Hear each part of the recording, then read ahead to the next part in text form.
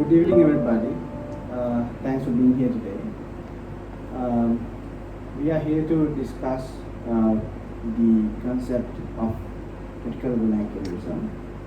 First of all, I will give a brief introduction to the idea of regionalism, regional identity and all.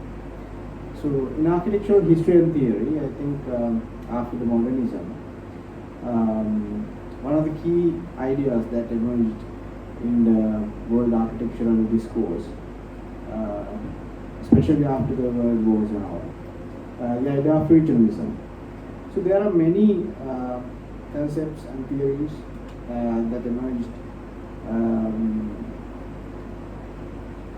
to talk about the regional identities and how to be regionalized in a way. So one of the main concepts, one of the most popular concepts is critical regionalism. And to argue against that and argue with that, there are many other theories that talks about the idea of region in architecture especially. It's not limited to architecture per se. It's rather interdisciplinary, more rich cultural and philosophical series of thoughts. So Professor Nihal Perera, Professor Emeritus of Boston State University in the US, have brought the idea of critical vernacularism as part of critical thinking of regionalism. So I invite Professor Nihal Perera to further discuss his idea. The stage is his. Thank you. Thanks for having me. Let me spell out what I want to spell out. I think I'm going to lay a context first, so that we can understand the argument that I'm trying to make. So that part is a little long, so I'm going to go very fast, and you can ask any questions that you might have, because it's about the colonial production, because I'm going to look at the role of particular architectures as post-colonial products, right? So, and then how that relates to critical regionalism, etc. So, first of all, I think we can ask several questions to begin with. What is colonization? I'm referring to time and space. What is decolonization? What does that really mean? What does architecture teach us about decolonization? I think what I'm trying to highlight is actually architecture teaches us a lot about decolonization, which may not be available in other fields, right? And do we actually care for that? I don't know. Right? So this is very typical of me asking these questions, as somebody who studied colonization.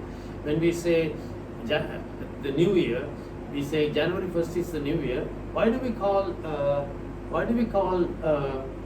April 14th the singular or Tamil New Year? Which one is the New Year? Why does one get to be called New Year without any adjective, right? And one is just single and Tamil New Year. So this is called marking. Who is marked and who is not marked? So if Sri Lankans are marked in Sri Lanka, are they decolonized or not? Right? And we can go into architecture and ask these questions as well. So I think these are about our own identities. So who am I? Who are we? What is my nationality? We can ask a whole series of questions. In a way, I believe that we live a story, whether it's a nationalist or racist or whatever, we live a story. And what is our story? And who produces this story? Who constructs it? Where and for what? did anyone ask us, do you like this story? Do you like to live this story? Actually we are what we think. It's not necessarily the body, as like where we were born, and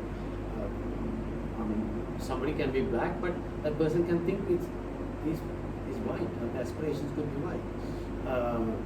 We have enough studies about genders, kind of like like crisscrossing, and so on. So for me, in this sense, subjugation is episteme. It relates to knowledge. So we need to dig deep and ask questions about this. Now you can see, I'm also asking this question about the truth. So there are two maps here. It's the same flight, right? So depending on where you look at it from, and in the map projection, it changes. Actually, the plane actually goes almost straight from, I can't even remember from where to where, I think it's a Qatar Airways flight from Doha to San Francisco. But you can see, if you take the projection that we take, it goes around like that. It doesn't go around like that. It goes very straight actually, because it's a globe that we draw on a two-dimensional piece of paper, right? So there are mediations, because you can't draw something three-dimensional on a two-dimensional piece of paper. So how do you draw that? So it changes everything. So I think I'm relating all these things to thinking. There are different routes of thinking, like Buddhist, Marxist, feminist. If you want to understand any of these things, you need to know the basic principles. Otherwise, you will miss it. So you cannot understand feminism from a Marxist angle and so on and so on. So if somebody is wedded to one angle, then that's the end of the story. That's the only thing that the person can see. Right? So I'll give you a couple of stories. Like a sacristan in Sinhala, they're called sacristan in a church. Was told one morning. This was told by a Nigerian friend that I saw you last night. The priest was saying, we both were in heaven. And then sacristan asked, what was I doing? You cooked a fantastic meal. He said, I don't want to go to heaven. I'm cooking enough here. Why should I also go to heaven to cook for you? Right? So you can see these ideas are kind of like the other person also can also think from a different angle. Eskimo, Dillard writes, Eskimo. Somewhere I read about an Eskimo hunter who asked the local missionary priest, if I did not know about God and sin, would I go to hell? Now, because the priest is saying, you need to go to church, you need to do all these things, because you need to go to heaven. He's asking, if I didn't know any of these things, would I go to hell? You can ask a Buddhist monk as well. Even the Buddha has responded to these things. Then the priest would say, no, not if you did not know. It's about the conscience. Then why, the Eskimo asks, why did you tell me? If you didn't tell me, I would be safe. Now I'm in danger. It's the same thing like one day the invading forces were coming to capture a town, and then a slave owner said, let's get out because some invading forces are coming. Right? And let's get out because we don't want to be subjugated. The slave said, Master, please run and save yourself. I'm already a slave. If they catch us, I will still be a slave. There's no difference. I think we need to ask very important questions because you are not enslaved if you don't think that you are enslaved. And I think a lot of people who live the high culture, they're pretty enslaved, right? Because they think like slaves. So the challenge here, I give you a challenge. People judge all the time because I'm thinking, oh, this is right, this is wrong, where is this going, where is this book going, and so on. I'm challenging you, can you listen to me without judging? Just to understand what I'm talking about? That's a challenge, it's very hard to do. But try it, it's fun. So I'm going to kind of like go fast about the colonial period, but it's very important. So first of all, Colombo was a European outpost, modern Colombo. Colombo may have existed for a long time, but the location, the connection it has to the metropole, the protection, the walls that it had, the exploitation, the feitoria, and the stores it had of the loot, the gods, the churches, and so on. That's all foreign. So it's ridiculous to say we had this for a very long time during the Corte period and all these things. There was a Colombo during Corte period, but it was not this. And it was also a young male Christian city. There was hatred towards Muslims, which didn't exist before, because it was a Muslim town to begin with, so there was no hatred. And then it was externally imposed. It's not, Colombo never evolved from within the country, like as the narratives say. Colombo created Ceylon. I will show you that. So it displaced local people, it familiarized for the outsiders, and it influenced it even influenced the metropolises, right? I'm not going to talk too much about these maps because I think most of you know. Just see the ship routes. The ship goes. The ship went along one route, came along another route. I'm not going to differentiate this, but there were ports along this. Colombo was one of them. So spatially, you can my book explains these things. Spatially, it was a revolution for me, because people have talked about world as a globe, but they never practiced it. The Portuguese and the Spaniards going in both directions to come to the same place. I think that's a revolution in spatial practice. Never before. And they were not just exploring; they were expanding and creating a new world, naming and so on. I'll share more. And then what they created originally was a sea space. It did not exist. Most of the spaces, most of the empires were land-based. And these land-based empires were broken because the whole sea was captured by one group, which I call the Indian Ocean space. Charles Boxer calls it a seaborne empire, because the empires were land-based before. And then this empire was linear because the ports were the nodes, and it's hierarchical because Lisbon on top and Goa, and Colombo had a captains general. There were captains general. There were general ports of call and so on. And then I'm moving very fast.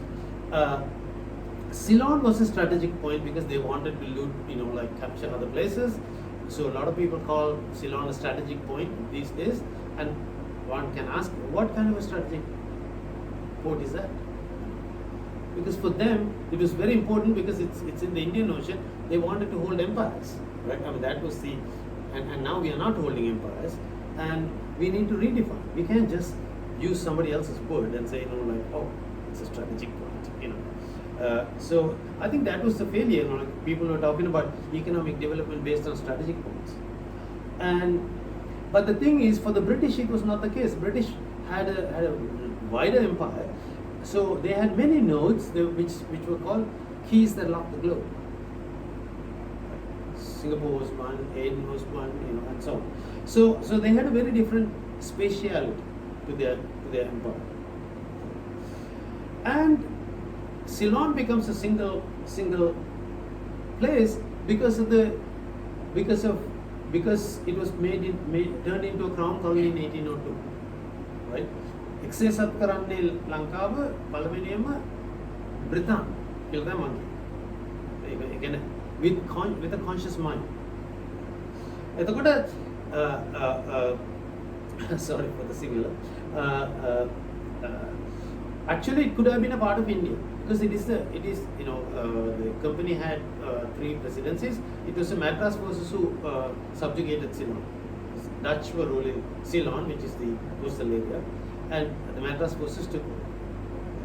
And all the places that the company forces took over eventually became British India, right? Now what happens? How does it become different? And also during the war, Dutch were saying all the colonies that defeat the British, or if the Dutch wins, they can all become Indonesian, right? So Ceylon could have become Indonesia, part of Indonesia. and a lot of people have very shallow arguments like it's far. Sumatra is very far from Timur, but I don't think it mattered.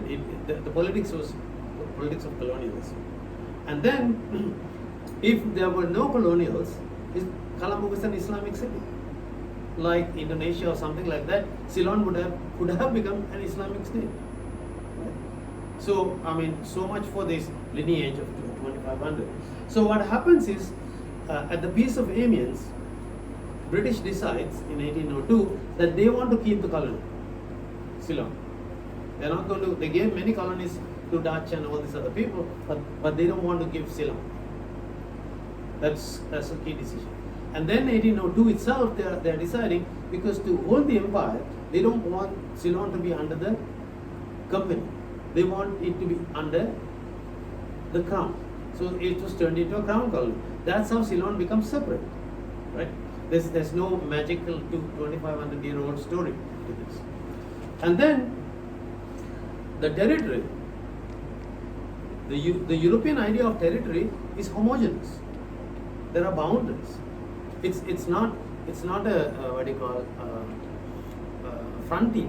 It's not like King of Kandy. I mean, the king doesn't know how far the country his power goes, because it gradually diminishes. King is very powerful in the center. He becomes less and less powerful towards the end. But nowadays it's like our house lots. Outside of the boundary, there's another one, So there's another country outside. So the boundary limits. It's not it's not like Chena cultivation, where the end is like, when I can't go beyond that, that's the end of the story, right? It's not like that. You can't go beyond this because there's somebody else, belongs to somebody else. So it is the British who creates this boundary, and then within that, the land is homogeneous, and then they break the land into administrative provinces and revenue districts, and connects all the capitals to Colombo. That means subjugates to Colombo through infrastructure. Its structure is not like random. So, and also the capital is in the periphery. It's not like Anuradhapura, Kandy or something like that, because the king would like to sit in the middle of the state, because the king's power actually diminishes as it goes, right? So best geographic position is the middle, right? And then this is totally different, because this is now connected to someplace in Europe. So you can see it never evolved. The Ceylon that we live in never evolved. It was produced from Colombo. And I'm not going to go into this also, again I'm going fast. Capitalism is also, I have argued in that book very clearly, capitalist land, capital, crop, labor, market, need. I've addressed all of these things. British treated that. So capitalism was creating a local space which is compatible with the capitalist world economy. That's what I've argued, in this. So, and also Colombo was renewed. Kandy became the regional center because of this. So I think out of in regard to colonialism, there are 4 layers. One is military takeover. The other one is creating an administration. The third one is actually the economy. Fourth one is the epistemic, mental colonialism. That's the most important one, right, for me. They were reordering. Documenting means exploring, mapping, surveying, writing, archaeology, that kind of stuff. And they were reordering, moving plants, animals, people, disease, incorporating into the new empire that and the societies as economies, right? And you can see they were creating this India, which didn't exist. Everywhere they went, they called that India, Indonesia, Indochina, and so on. They were creating an India, and so they were also creating a new epistemic structure. They appropriate and transform existing knowledge. They didn't invent mathematics and so on. They appropriate and transform, but they produced a new knowledge, a new knowledge structure. They documented their understanding, like pyramids and everything. they ordered, it was dualistic, oppositional, linear, hierarchical, and as urban structures. So they subjected the world to their own knowledge. The meridian, what is the meridian? It was actually a line that Pope drew to say this side is for Portuguese and this side is for the Spaniards, right? And eventually, when the British became the power, it moved to Greenwich. And then the grids, you draw a grid and you know every place. You can, it's a coordinate system. And they created a method of drawing this globe on a piece of paper, right? Projections and classifications, categorizations, othering, and then universalization. This is the truth. This is a book that I'm referring to. This is how they formalized. Actually, it's racism formalized as science. So that side is page 13, as you can see. I will read something. The temperate zones are the most desirable regions of the earth. Now, this is a geography book that kids read, and that's what they think is true. Right? They have produced the highest types of mankind, and within them alone can the white man live comfortably and work effectively. There a man is encouraged to labor, for the heat is not so great as to sap his energy, and the cold is not so intense as to numb his powers. Point number 2. The savage in the tropical forest has but to put out his hand and find sufficient food to keep him alive. You don't need clothes, you can have a holiday, and so on, you don't need housing and so on. So that is why they are not civilized.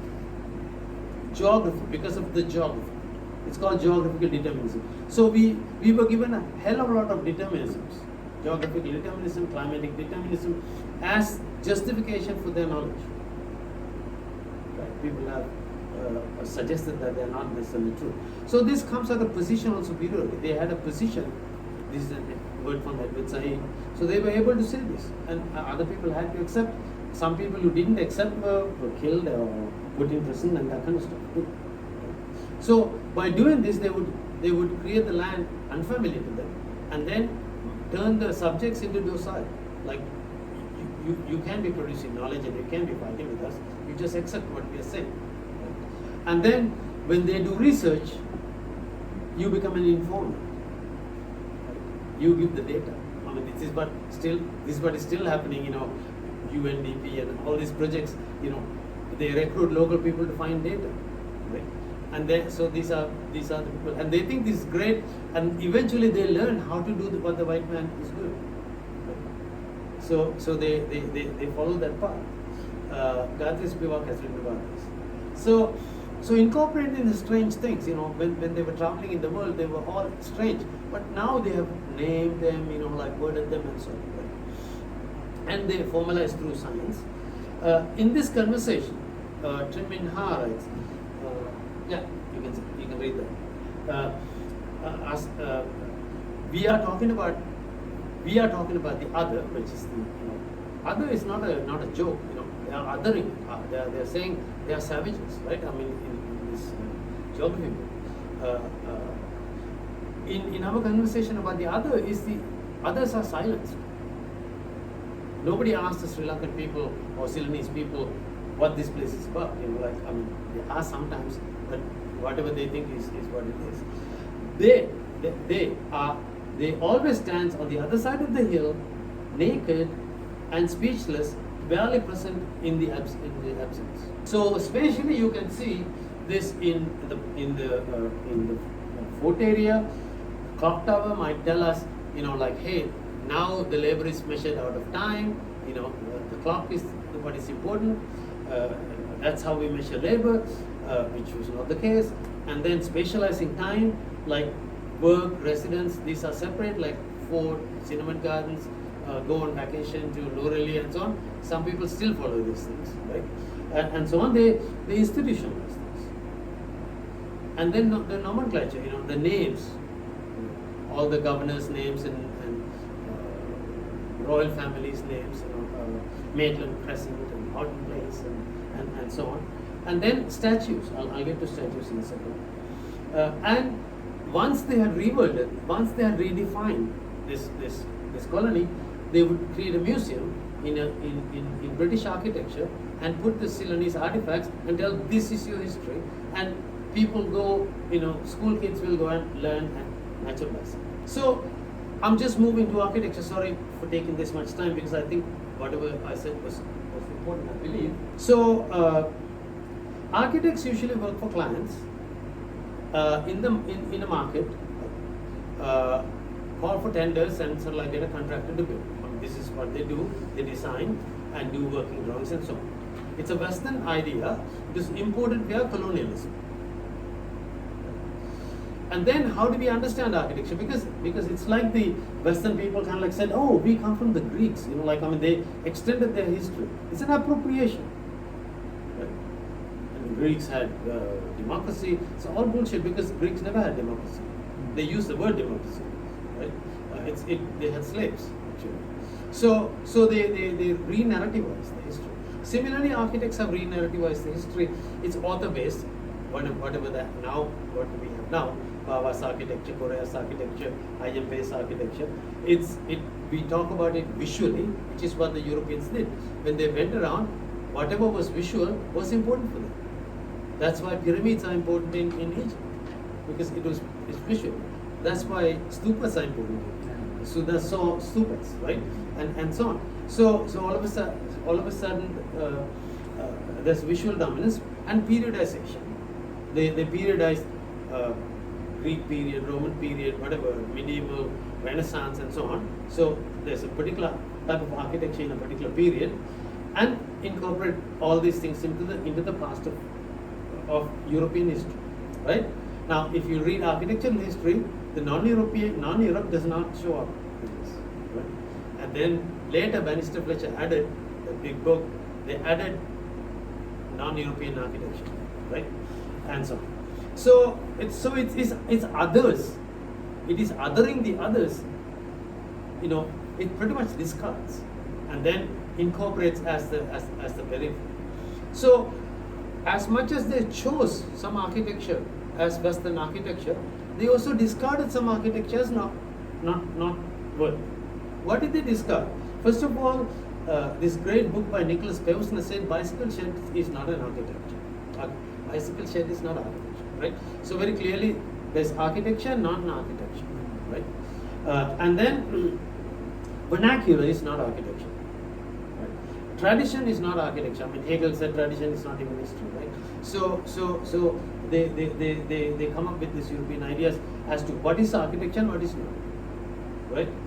And then universalizes, right? I mean, so everybody reads these books and so on. So then, what is the impact? Modernism is the way to go. If we all did modernism, every place will be the same, right? Homogenization from the center. And then people like architects like Hassan Fatih said, what's happening is kind of like, historically there were signatures. Every society had its own architecture kind of thing. These signatures are all lost. So, in a different way, by educating architecture, it reverses this. Now they are outside. We are the people of bicycle sheds, But then now we are being trained in schools and become, oh, you can be an architect. Actually, somebody told me, an important professor whose name I'm not mentioning here, that when we started the district system, people who come to school, college, come to the study architecture from rural areas can never become architects. I was being a Marxist and being radical. I was really angry with this guy. But it's true. Now when I think about it later, because at that time I was very religious about Marxism. Now, actually it's true because it's a class thing. You cannot become. It's like just because you get somebody from Vernacularism to make coffee at the coffee bean, that person will probably it'll take a long time for him or her to kind of like understand the coffee culture. So there is a culture behind architecture which most architects really don't understand. Sorry to say this, but this is somebody, a very important teacher told me from Muradu. But the good side of it is all these big systems are incomplete. Because we are told it's homogeneous, the power in Colombo is the same in Gaul and same in Jaffna. It may be not true. Partha Chatterjee has done like very well the politics of the government. He definitely talks about this, and also I've written a book called People Spaces, trying to understand how these type of people create their own spaces. All right. So now I'm interested in asking, how did the local people respond to this? There was a huge structure produced. It's even turned into science and a religion. But it's incomplete. Now how did it? The thing is, we always localize. Even you guys who are sitting here, you sit in the way you like. Of course, you sit on seats because we provide them, but the spaces are always localized. Even the food, I know, even at my home, when we eat pizza, we like to put some chilies, in that. So we have to make sure that it tastes. So spaces, things are totally indigenized, and every idea, as it crosses cultural boundaries, it changes. So if somebody thinks that, I've studied this Western history or whatever that, you can never do that. Sorry. Theories and philosophies, whatever, you can't. Because when it crosses the cultural boundaries, they change. Not that they change, our understanding is different. Right? So all we do is post-colonial also. Everybody's today is post-colonial, right? So we cannot say what is post-colonial and this is not post-colonial. Right? So now, what are we talking about? So I'm focusing on the spatiality and architecture and the consciousness of it, right? So in a large field of post-colonialism, how can we actually understand this? Right? Not necessarily theorize. How can we develop some knowledge about it? So then I'm going into some responses. One is adoption. So the white people ruled, they taught some things, our guys learned, they went to Oxford, Cambridge, and they were trying very hard to become like white people. Eventually there's a word called Redase Mahatru, meaning, this is the localization, this is the indigenization, right? So you cannot see this. Unfortunately, there's one street in Fort that was first localized by the local people. It's the one that is closest to the Dutch hospital itself, right? So that's where the local people were allowed after the walls of the fort were kind of like demolished and so on. And then this anger, at one point, especially in Candy and so on, if that's true, it becomes envy. Now, first we are angry, and then, oh man, I would like to be like that guy in school. I'm going to kind of like wear these pants and go to Oxford and something like that and degree and so on. So it becomes like, they become a follower. So they become reworlded as Ceylonese. Whatever they call it, I don't think they were Sri Lankan. Sri Lanka comes later. But whatever they were, Kandor Radamisu or Kote people or whoever, they become Ceylonese. Because now we are accepting these things. And we accept the supremacy of Colombo, right? To talk about this spatially, to ground it. And the naturalness of the spatial structure. We still go to the AGA service and GA service and so on and so on. We still we still use the same provinces and districts and we still have a GN, or whatever. They don't like to be called GS, one of the, I think my wife called somebody GS and then she said, no, I'm GN. Okay.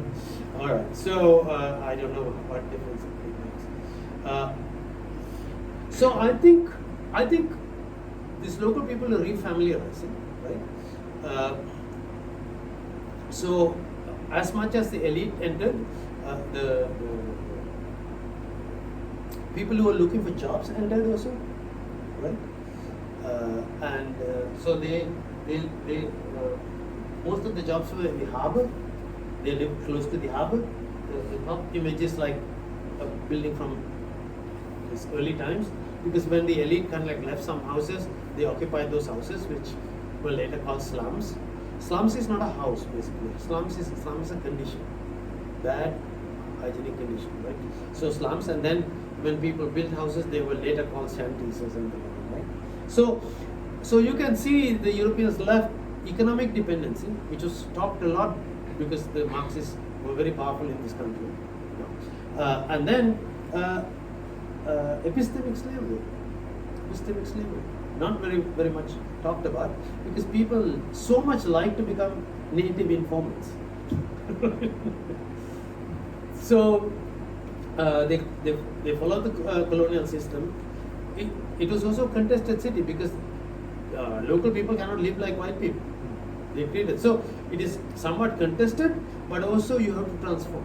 So in a way, it's a colonial city, but it's not the colonial city. So these are the nuances that I think we need to understand. And indigenization is a two-way thing. When people move to Colombo, they become westernized. Even the labor people, they are now working in the harbour, and so on. There's no harbour in Anuradhapura or Kandy, so they become workers, which a category that didn't exist before. So they are westernized, but yet indigenous. They work in their own way, they get beaten and all these things. So they transform this exclusive milieu, domain of colonial power into a milieu of local people. Not 100%. Now we have to learn how to deal with these transformations and generalizations and categorizations without completing them. This is one of the ways to get out of this colonialism, because the colonials wanted them to be complete, right? And I will show you a good example of continuing colonialism, right? That is, so this Kandy, this image, the lower left-hand image, it is the Mahamanu, the green area in front of the Dalda Mountain, right? And that was actually, for the Europeans, that was the field of free fire. Every fort has an open area where nobody is supposed to come, and they can shoot somebody. So that's for protection, right? And then eventually, when they became more powerful, they used to play rugby and so on, and the local people become spectators. You can see, they become spectators of the white people playing games, right? So this is the relationship, the powerful and the powerless. Right? And eventually, they built statues of their governors and various things, statue of the unknown soldier and so on. You know what local people do? They knock them down and put Senanayaka, Madhu Bhattara and so on. So do you think it's decolonized? They're talking in the same language. They're using different words. The people who are sitting on the statues are not British people anymore. But now it's the same thing. Now, again, the roads were named after British governors and British royalty and so on. And then what happens? They name Senanayaka Mavada and so on. And then the road around Kandy Lake, which is the Kirisairu, is called Victoria Drive, which is actually, it's almost like a necklace, which is the Victoria Drive. And now it's called Dalada Vidya, right? I think, one part is called Dalada Vidya and so on. So they've lost the naming, the tradition of naming. How do people name something? Local people. Kahatagas Digiliya, Koskas Handiya, they're very descriptive names historically, right? Now they are used to naming everything like Bandaranayaka this and Senanayaka this and and so on, which is a very, very colonial thing. So what I'm saying is, I'm not suggesting that one needs to go to the tradition, but the thing is, local people did have a tradition. It's not like they didn't have any way of naming them. They knew, They had places, Pittala, Andi, and so on. Even still, until today. And then one is adopting, the other one is contesting. Gananatha Visigras and Gombrich have very well written about in the contestation in the Buddhist revival, how Buddhism became Protestant, and Ananda and Ananda were like missionary schools, they were using the same curriculum, and the only thing different was they taught Buddhism instead of Christianity, right, and so on. So how these things changed, and Colombo became the center of Buddhism. The publications, like the Mahabodhi societies, all sorts of things came in Colombo, YMBAs, and so on. So all of a sudden, the Buddhist establishment is accepting the colonial structure. And I have also argued in my book, actually, when the Pansala came to village, which is actually a new thing, right? And the Pansala Hamdru became like the priest in the Christian priest, because in every, I can't even remember the English name for this. There's an area that belongs to a church which is called a misama, right? And that is the father is in charge of that. So in Christianity, birth, marriage, death, they're all very important aspects of Christianity, and a father should intervene. Now, some of the in Buddhism, I don't think that was the case, but now I have seen like baptizing, Rajapaksas, grandchild, and so on and so on. So I don't know. So they have become more like English, right? So Terry Eagleton would call walking the path mapped by the antagonist. Walking the path mapped by antagonist in 1990. So, and reactions and all these reactions and responses created a Colombo, which is kind of like the city center was marked by the colonial thing, like the lighthouse, and the clock tower and so on.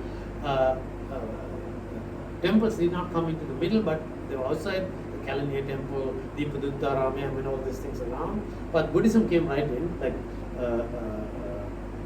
YMBA and that kind of stuff. Right? And so it's more surreptitious, in that sense. And the elite kind of like followed the British lead. So Colombo was transformed, but it's not total. This is what we need to be able to talk about. It never happened before.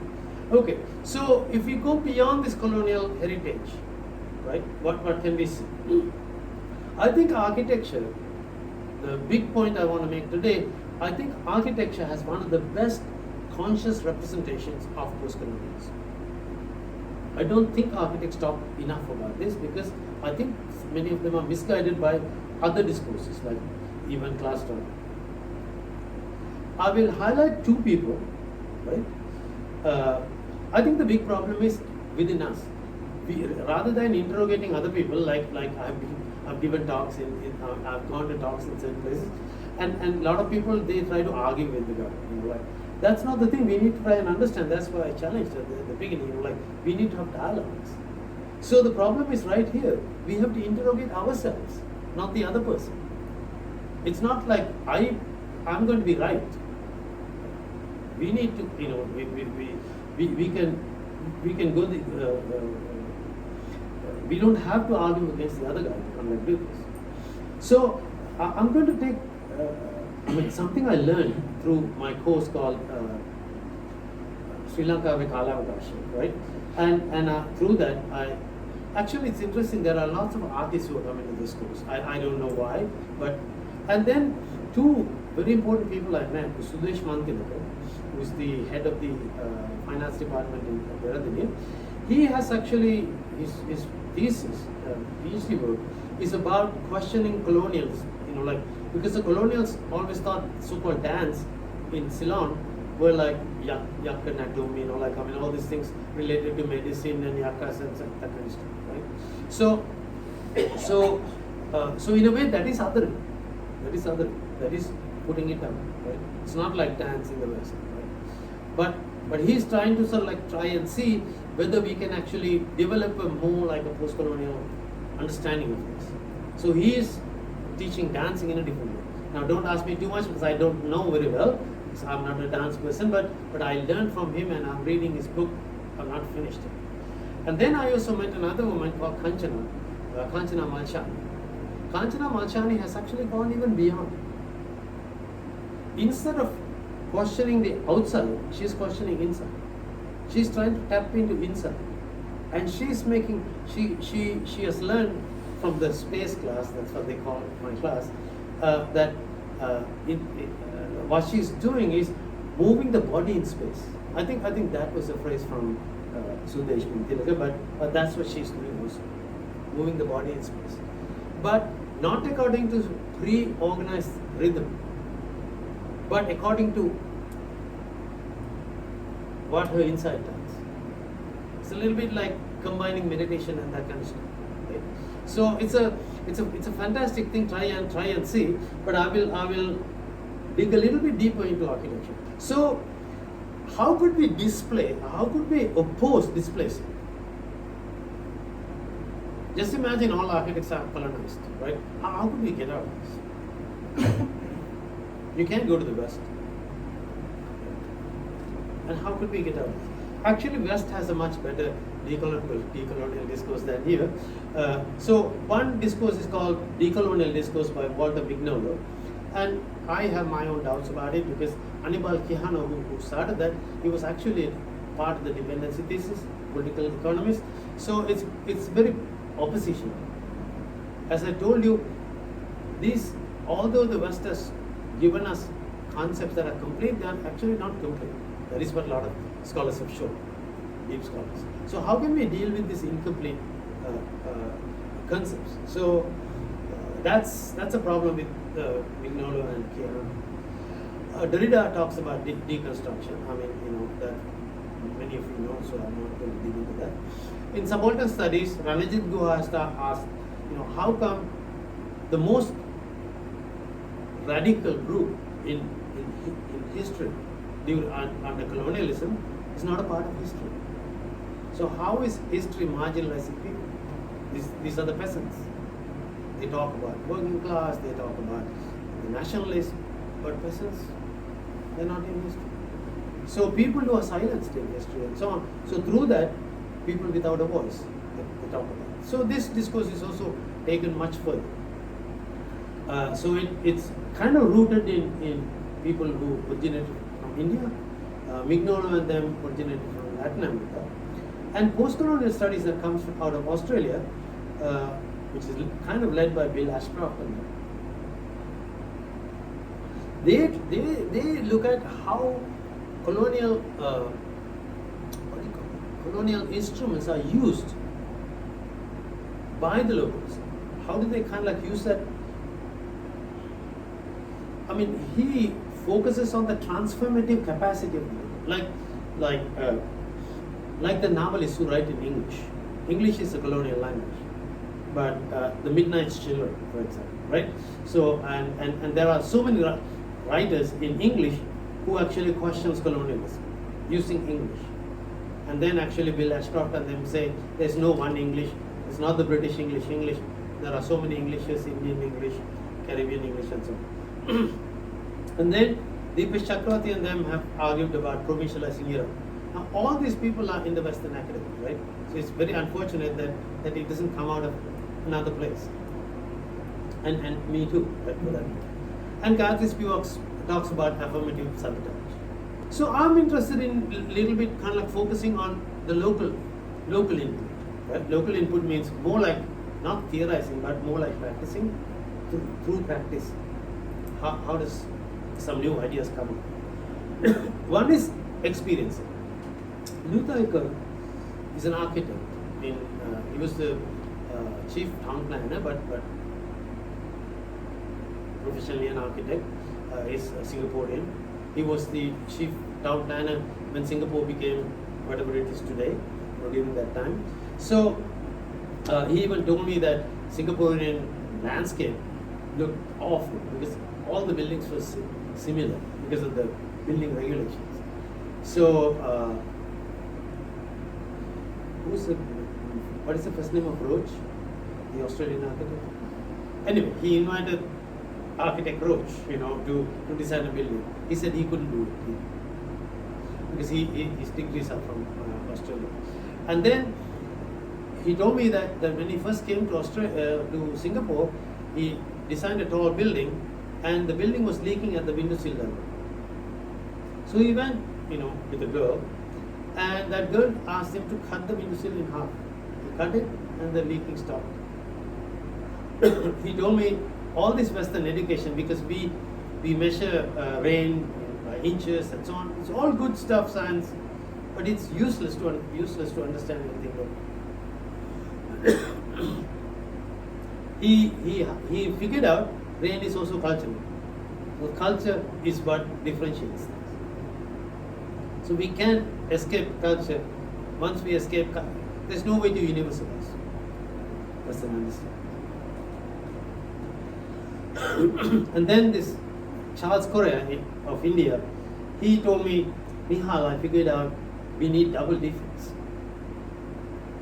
His degree is from MIT. He learned about Corbusier when he was traveling across the UK, and he became a fan of Corbusier when he visited Chandigarh.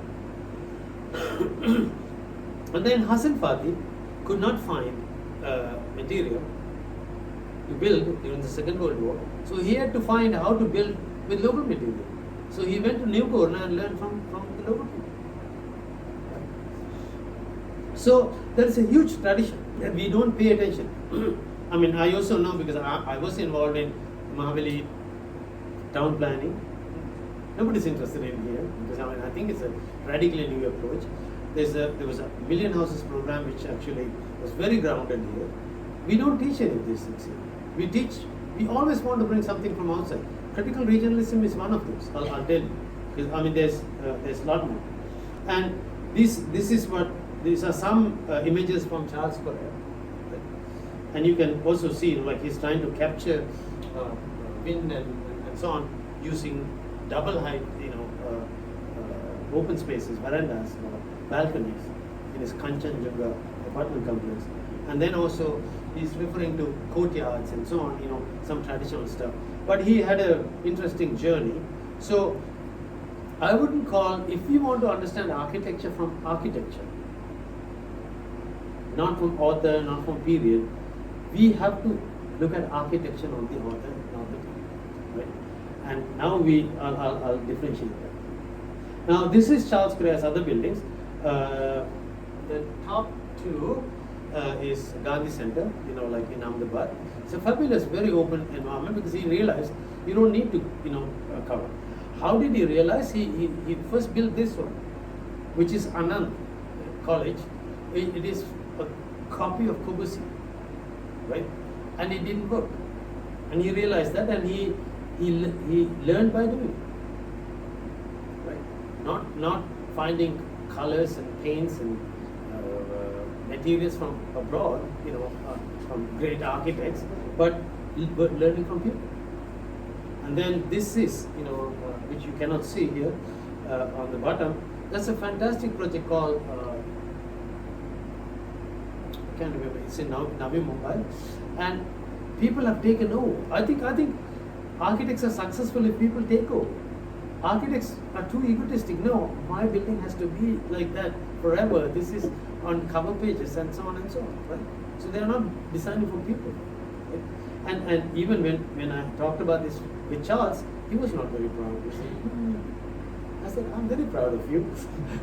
And so on. So, and eventually he started as a modernist, as you can see here, and then he went along learning from people, learning from the environment, learning from whatever in the context.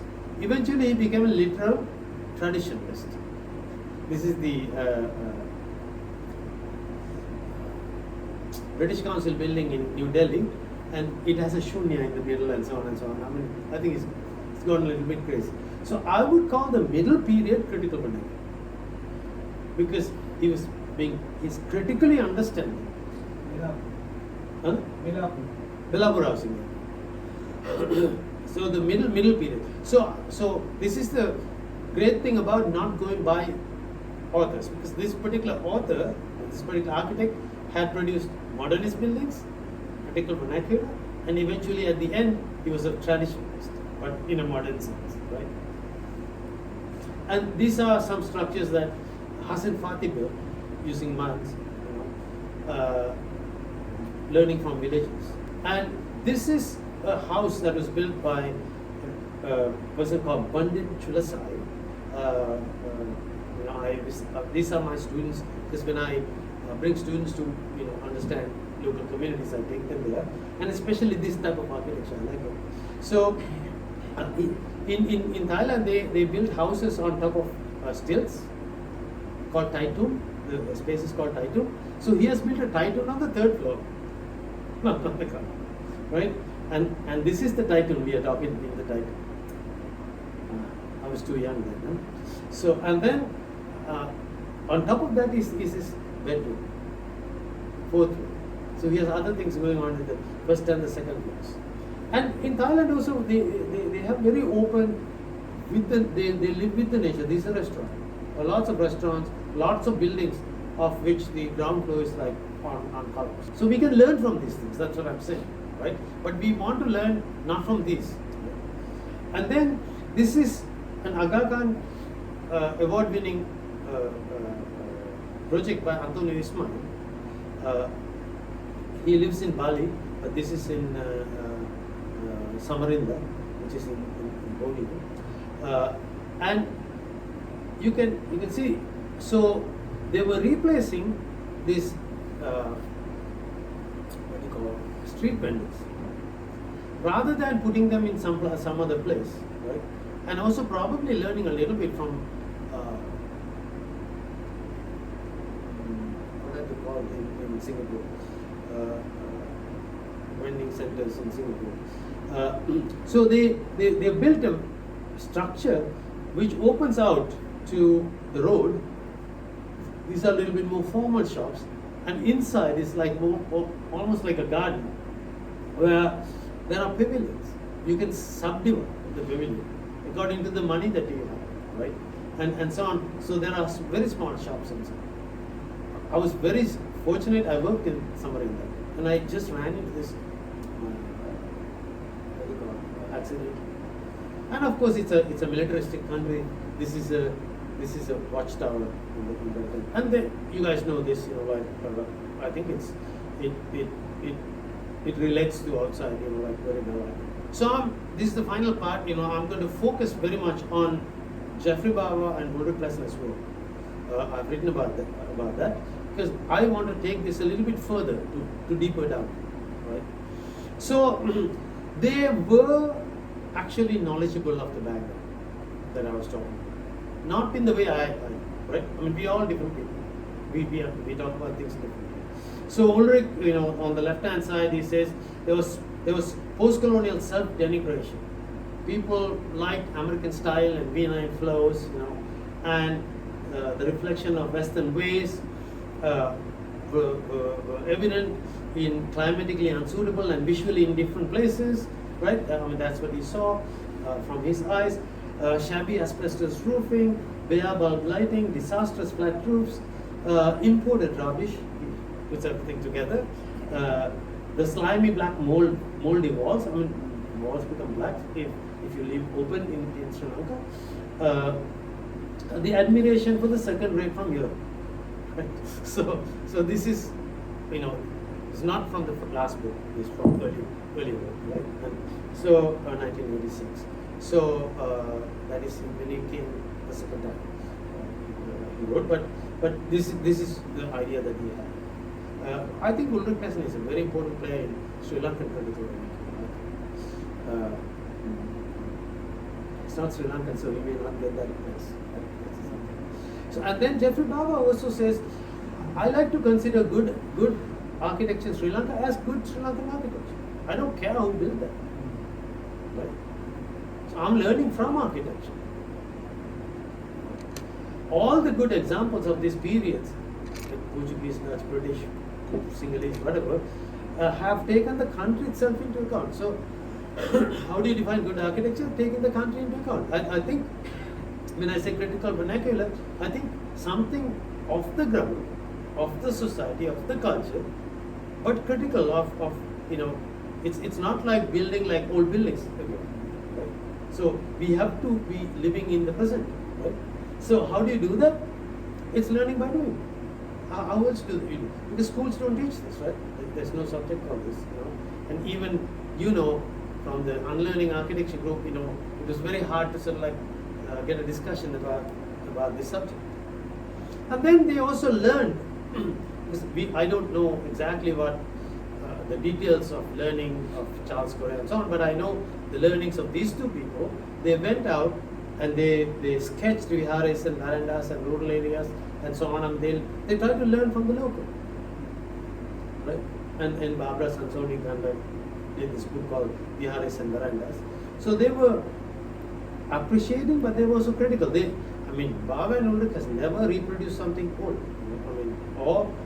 Sometimes when I'm in China, I would say, this Chinese color looks so much like what Baba has done. But no, never. These colors, the material, none of this. So it's called getting inspired by something and then putting something out. So they were able to do that. So what did they get inspired by? Verandas, courtyards, all these elements and techniques. They got really inspired. That means the environmental issues that we face are there. There's heat, there's rain, there's all these things. How do we respond to the environment? In the West, technologically savvy places, you can actually close everything and put an air conditioner, right? But that's not the route they took, because there's a choice. So they decided, no, we're going to have verandas, courtyards. We're trying to kind of like, incorporate these things, but not copies, as I said earlier. This is the capital of Papua New Guinea. It's a collage, basically. This one, the middle one, on the right hand side, Cecil Hogan's design. Right? So these are the house types on the bottom that he took, and he slapped them there. So it's visual. It's not content based. Now, Baba and Ulrich is now content based. Just not only them, Charles Correa and Hassan Fatih and so on. And they were experimenting. They were not just using it. If you go to Lulugaga, you will see Italian, like vases and various elements, Chinese vases, and so on. And then you have a toilet which you can sit outside. There's a wall, and you go sit on the toilet, and you go outside, and there's a wall, and there's a little hole. You can see, can't remember the artist's name, this artist's house on the other side. Friend, right? No, friend's house. And then you come to Kandalama, the toilet is totally open. So what I'm saying is, it's not anything important. Right? So it's not like they are not using imported stuff. They use concrete, they use air conditioning, but in a very interesting way, right? Combining these things. So so you can see on the right hand side here, the top one, inside and outside. The tile pattern inside is black and white, and the black tiles stop and the white tiles go out, and it gradually disappears. Right? So he was studying how to break the thresholds. Now this is what I was talking about from a Western standpoint. One of the things that they've given us are these thinking opposition, inside, outside. There's a door, you close, you go inside, you open and you go outside. No, there's what is inside and outside. Inside comes to outside and outside goes to inside. Right? And nature and so on. On the bottom one also, you walk under the house. Right? So nature goes under the house. And then so these are examples I'm showing, like this is Kandalama. You're walking to the rooms, and you're outside. You're outside or inside, So what I'm saying is, do we have to define this? We have to define this because we have learned. This is a learned thing. Think in opposites, right? And then actually, as I told, the rooms are air conditioned. Right? It's a little bit like villages for me. In villages, there are like small houses, and people live outside, right? So there's a very interesting resemblance. I mean, I don't know whether you have lived. I have lived in a village where the house has a very small core, like 8 by 8 or 10 by 10, and then there's a longer veranda, and there's a long roof. Man sleeps outside, and so on. So it resembles that to me. Like it's almost like living in a village. I don't know what he thought, but I'm saying is it's so much connected. And then the built-in nature, inside and outside, built-in nature. So the nature comes inside, building goes outside to the nature. It's modern and traditional. He uses concrete, air conditioning, all these things, but concrete is not extensive. This is a concrete structure, essentially. And it's Western and London, and maybe Chinese. And this is where I kind of like first figured out how the inside and outside, the middle picture, if you can see, the area, I can't even remember which hotel this is, the area behind the glass is air conditioned, that's a restaurant. You can also sit outside, which is under the roof and so on, which is inside the building, but it's outside. When you go one step further, it's even more outside, but it's still inside. Right? So it's a very interesting combination of kind of like, never allows anybody to go from inside to outside in one go, or nature to build in one go, or Western to non-Western in one go. So these are images, I'm not going to go into. So this, the one on the top right hand, is also very important for me. He hardly photographs buildings from the front. A lot of architects do that, but he doesn't, because he's very much interested in the spatial quality. I think he learns many of these things from Burma, I think. But the thing is, that's what he's interested in. So that table and so on, that's a space. Doesn't have to have a roof and column and any of those things, right? So, of course, nature and the build and so on, inside, outside. Nature and build, Kandalama, the rock comes inside, the building goes outside, and so on and so on. And actually, this is interesting on the center. He incorporates, he borrows a view. It's the Kandalama Lake, I think, So when you see, there's a infinity pool, right? It's called. So the pool goes and ends, and if you look at the pool, you will see the water kind of like going. So he's able to kind of like see the nature, the rocks, and then Sigiriya on one side and Damula on the other side. So he's able to sort of like connect to this entire universe. When some silly architects think about the planetary system and so on, one architect, leading architect, I don't want to tell the name, he talked about the planetary system. And he told how he designed a house for his daughter, right? A big girl. And I asked him, how do you connect that to this? Then he was lost, right? So it was my naughty question. So anyway, in Chinese landscape design, there's a concept called borrowed landscapes. That means, this is a part of this. So he takes that, right?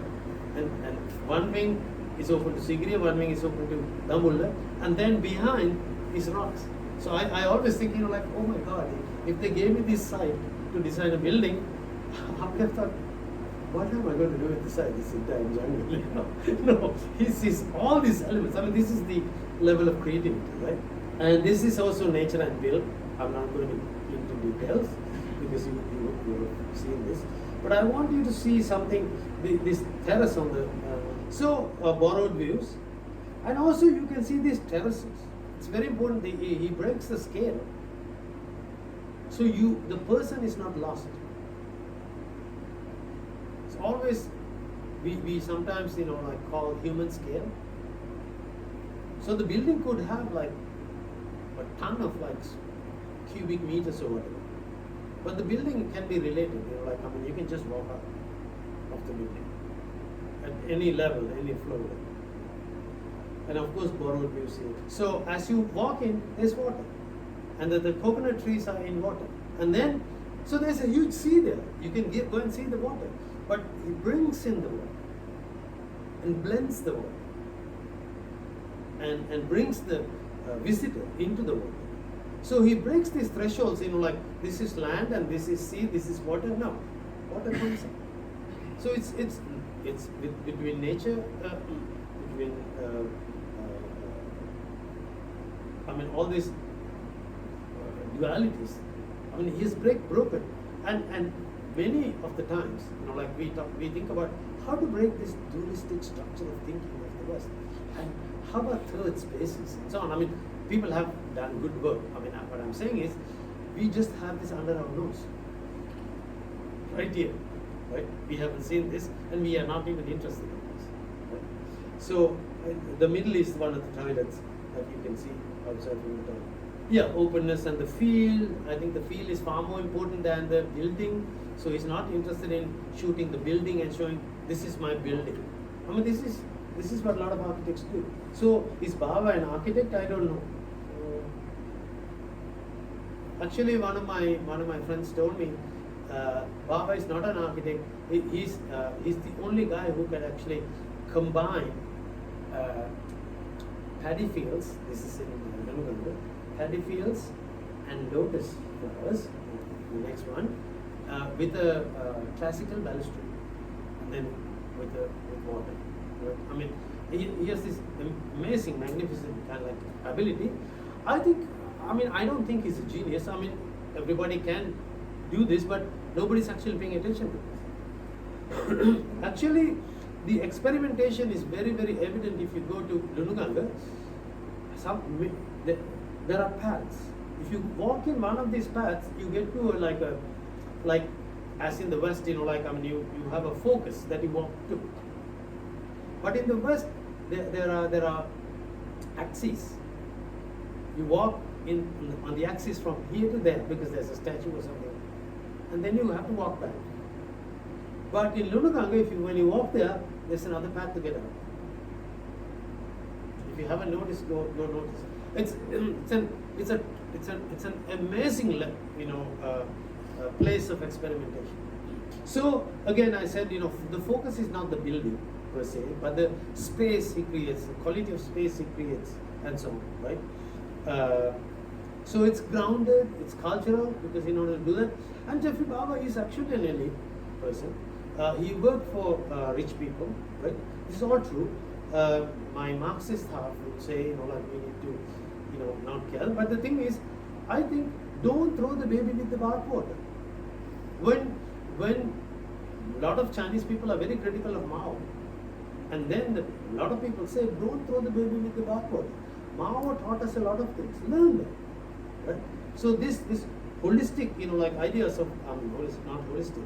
This big categories that the West has taught us, like A or B. We have to throw A in order to B. No, we can learn from A and we can also learn from B, and so on. So there are also a lot of other people. Sorry if I'm not mentioning any of the very important people, but Basnayaga, this Basnayaga's house, in the middle, and Maulidi Seram's house around. So he also blends it, it's very hard to figure out which one is outside, which one is inside, and so on. So I don't want to say it's only Baba or something like that. So I'm referring to an architecture, not an architect, right? In regard to Baba and so on, later part of the life, he was a critical vernacularist, I would imagine. Ulrich too.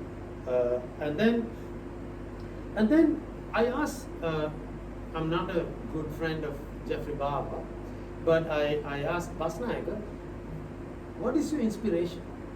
Because a lot of people don't know these architects. And some architects are just form people, they're just great form. So I asked him, I told him, I want to know your aspiration. Take me to the place, right? So he took me to Maligapan, on the right hand side.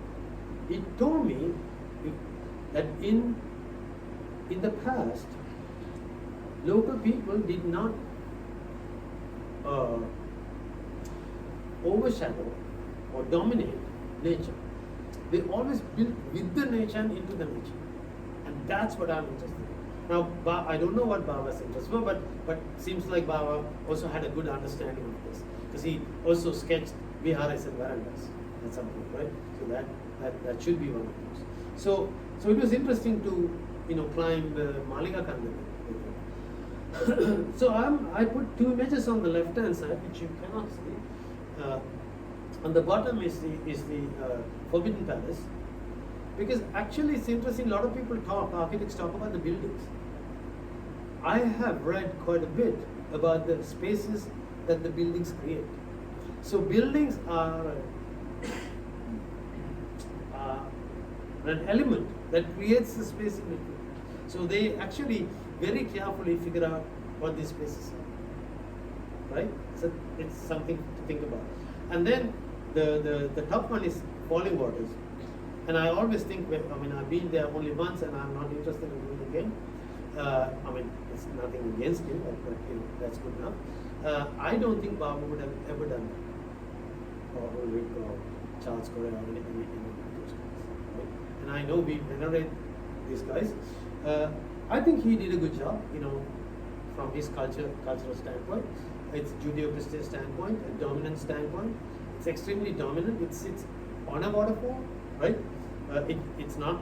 I would imagine Baba would have located it in somewhere that you can appreciate the waterfall, or Basna, or most of it. And Ulrich, my good friend, I've worked with Ulrich for 5-6 years. We've had so many beers, and discussions. So when I asked him, I could not visit this building with him while he was alive. I was sad, but he has told me how interested he was with this Polatala. It was built organically, and my Capisha program actually was based on this idea of organically building without drawing. Basnaga also draws later after building sometimes. So when Ulrich first came, his first buildings were Scandinavian model, right? And then eventually he became this critical vernacular guy, right? So here, he told me it was very hard to draw contours. And also, it's very hard to understand the place from a contour map. So he said there were two boulders. He just put a ridge plate, Mudumparala, across the two boulders, right? It doesn't have to sit just because of the boulder. So you can see it's raised a little bit, right? And so on. And then he would put a roof, bring a roof down from that thing, and build surrounding. So it was totally built on the side. It's still there, but it's a different place. And there are lots of other people, I don't have the time to talk about. Laurie Baker, he was interested in poor people. I visited these places and talked with him just before he died, fortunate. And then in Mahavali project, I think we did this. Ulrich was a consultant, I was the chief architect planner. It's not because of me. I think what we tried to do was to kind of bring this idea. I did not know critical vernacularism then. This idea came at least 10 years later, to theorize that. But how do we connect with people, right? And so on. Of course, using Ulrich's ideas and so on. You can also see, on the left-hand side, this is, I think, one of the great structures I think that we did. It's a circuit bungalow in the Yathakandi. And we tried to sort of build there's a Chinese inspiration, if you will. Those columns, are red painted and people could sit on those things and so on. But yet at the same time, we wanted it to be very local. People can sit and talk, people like to do that. And in a lot of buildings in Sri Lanka, they're not allowed. You don't have those spaces. And then in the middle, that's Karaliyata. They have actually changed this because not much appreciation. So we created the polar. You walk through the polar to the town from the bus station, and then the polar is on this side because the town is a little bit higher. So you can walk through the polar and so on. But I think there are no local authorities and so on. They don't know how to manage these things. So it's very unfortunate that it was lost. The bottom right hand was a school actually. Ulrich and I did in Kothmali. It goes down to the, you can see the lake reservoir. When I say critical vernacularism, I don't mean the periodized, historicized things, right? It's not the case. You can do that, but I'm not doing it. It's not author based. It's not like Jeffrey Bauer's architecture or whatever. Jeffrey Bauer is a critical vernacularist. There's no need for that. Right? It's not modernism. It's not tropical. I think tropical is a climatic other. You saw the Western use of tropical is other. The savages of the tropics. This is what local people have taken. They have taken and they have no idea what they have taken. If you go to London, you will see University of London has branches. One is called the School of Tropical Medicine. I can give you a tour of University of London. School of Tropical Medicine. School of Oriental and African Studies. This is all the empire, right? In India. So, and then regionalism is actually looked from the top.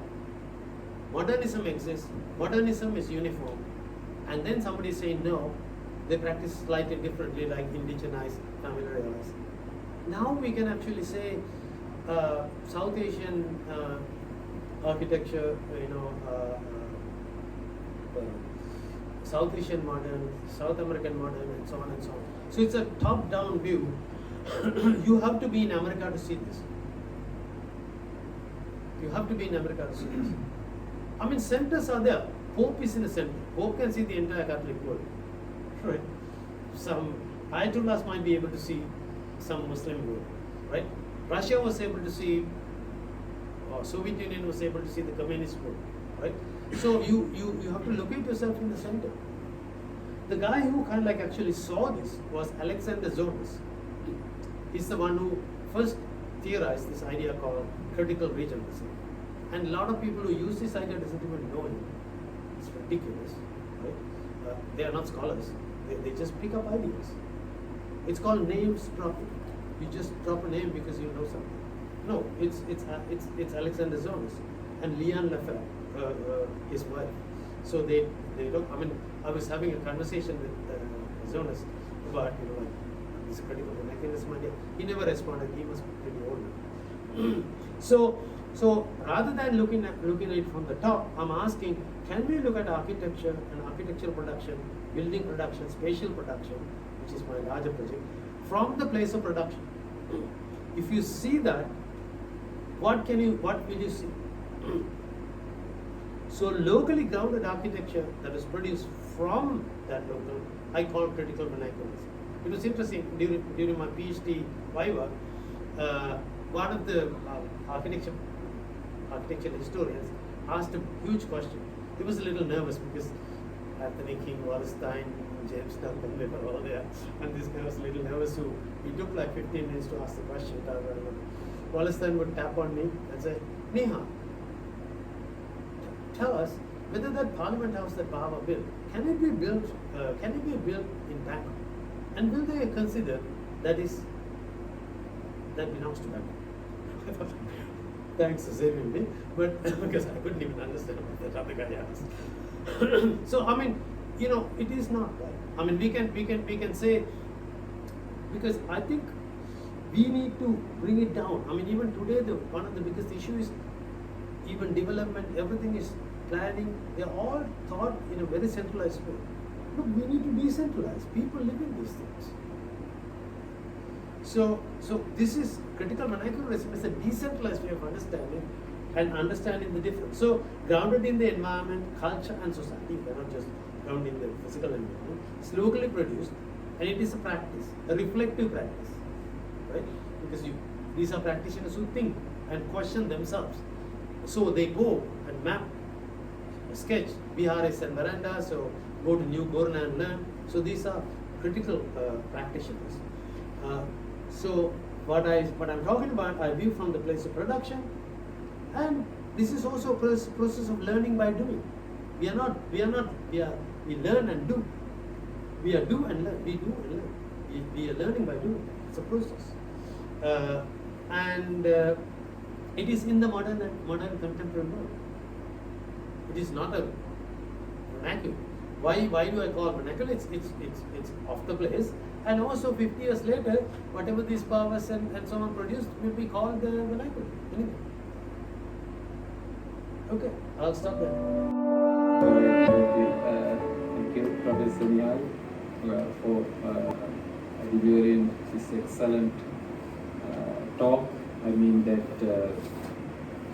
basically that having kind of a talk in Colombo, right? I mean, critical vernacularism is so important. I mean, this now you see this audience is not that big, but we don't believe as in Colombo think tank. We never believe in numbers, right? So that, frankly, I should say this is the most vibrant and intellectual discussion I ever had in this place, because I have been visiting many talks delivered in this place. I mean, this National Library and Documentation Center. We have seen many discussions, we have seen many talks, but not this kind of brainstorming and engaging and very in-depth kind of talk and discussion, Q&A session. Because the number being, I mean that having a literal number would not be the matter, rather the brains and quality. That's the matter. The Lord Buddha comes up with its all the doctrine with only 5 members with him, and that altogether his thing is so limited. I mean that numbers won't matter in kind of these things. So I am really happy. We learned a lot. That was remarkable kind of talk, and the discussion, the way we engage, and all of you were raising your own questions and added different perspectives. That was amazing. So as Colombo Think Tank, we are really thankful to all of you, and hopefully we will be meeting again in Colombo somewhere or someplace with different topic, different idea. So thank you so much again for making this evening very fruitful and very intellectual. Thank you so much. Thank you.